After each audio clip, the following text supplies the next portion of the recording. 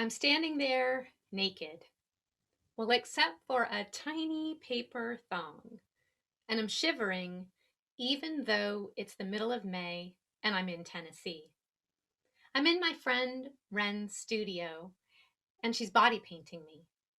Ren stands in front of me. Are you ready? Yes. She swirls the sponge into the paint and then looking in my eyes says, "This might feel a little cold." She dabs the paint onto my outstretched neck, down my throat, to my chest, where my heart is pounding loudly. Ren stops and checks in. "You doing okay so far? How's this feeling for you?" "It's a little cold, but yeah, I'm okay. Please continue." And Ren continues dabbing the paint onto my chest, my belly, down my hips and thighs, all the way down my legs to my feet, and then up the backs of my legs, my backside, my back, up to my shoulders, down both arms to my hands. She stops and says, "I need to paint your face now. You'll need to close your eyes. Are you okay closing your eyes?" Yes. I close my eyes and I feel Ren's gentle, safe touch, her compassion on my cheeks and my eyelids. I feel her step away and I open my eyes. Ren's holding an airbrush. Now this is gonna feel really cold. Are you ready? Yes. Ren sprays the pink paint from my forehead all the way down my body, all the way down to my feet, and then up the entire back of my body. And when she's finished, I open my eyes and I glance in the mirror. I look like a character from Avatar, except pink. And then Ren says, "I'm going to press record now. Tell me again why you're here, what we're creating together."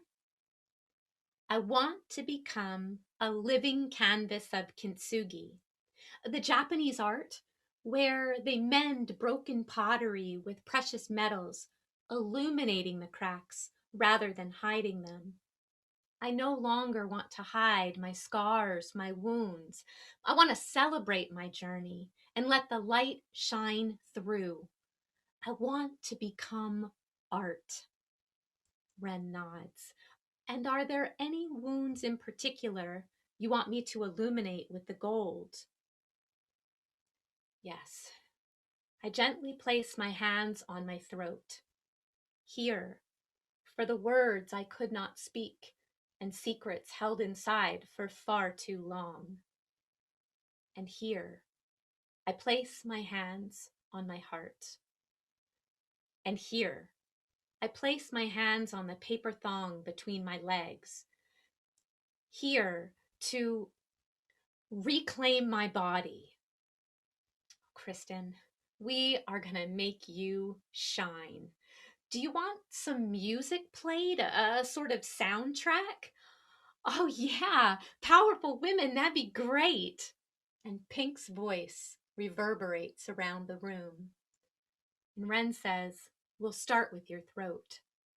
She paints on the cracks in dark purple and black, the color of wounds and bruises. I purposefully do not look in the mirror. I breathe and I release because I am being transformed. I lean into the sensation of the paintbrush on my skin, and I imagine the scars turning into the marks of a warrior. 2 hours pass, and then we stop and we drink some tea. Ren lifts a box off of the table. "Kristin, this is real gold leaf, 24 karat. I've been saving it to use on a special project. I inherited it from an artist friend who died. I'd like to use it on you today." "Ren, are you sure?" She reaches out and holds my hand. "I'm sure." She lifts the lid of the box And there's the gold leaf. In delicate sheets, it glimmers. I reach out and touch it with a finger. It is so delicate. I say a prayer for the artist who gifted us this treasure. And then Wren says, "We'll start with your neck again." She gently dabs on the glue and then peels a piece of the gold leaf and presses it onto the cracks. And though I cannot see what she's doing, I feel another shift. I feel my throat loosen. And Wren continues the process, dabbing on the glue, peeling the gold leaf, and gently pressing it into the cracks. It is a long process. It is meditative. I feel fragments of myself returning and memories float and swirl. Tears fall. And then a small smile as reclamation is recognized. I am not broken. I am mended. I am light. Wren finishes and she steps back. You look beautiful. Do you want to see yourself in the mirror? Yes. And I turn and I look at myself in the full-length mirror. And there I am. Kintsugi come to life. The light just shoots off of me. I step closer so I can see myself more clearly. I feel so powerful.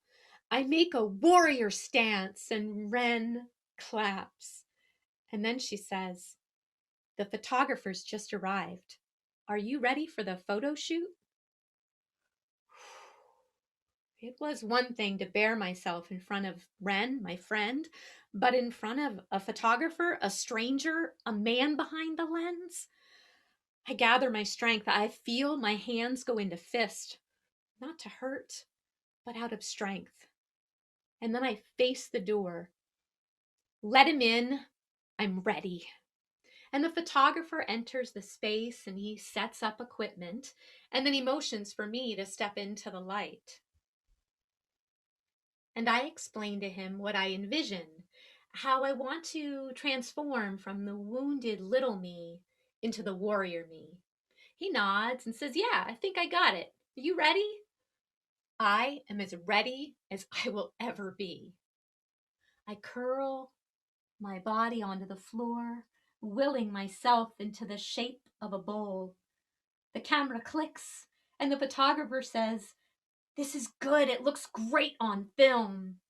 And I pull myself to standing. I step out in defiance. And Wren says, Kristin, make a battle cry, a warrior yell." I feel a little awkward, but I leap up into the air and I land, my legs akimbo, my arms bent, hands in fists, face in a grimace. I let out a ha. My voice bounces off the brick walls. It feels good. And then I pull my energy together, hands in front of my heart, head bent in prayer of gratitude. I am art. My wounds are art. I fling my arms open, my head tilted back, my mouth in a wide grin. I am beautiful. My wounds are art. I am a warrior. I am Kintsugi.